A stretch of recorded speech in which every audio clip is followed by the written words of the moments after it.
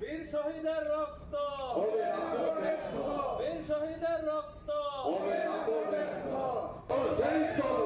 শহীদদের পাথেও করে আমাদের সংগ্রাম।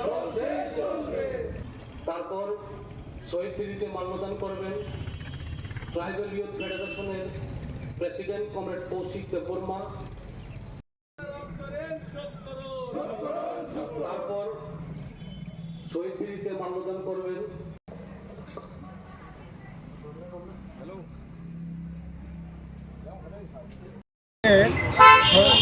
পতাকা উত্তোলনের কাজ সমাপ্তি হয়েছে।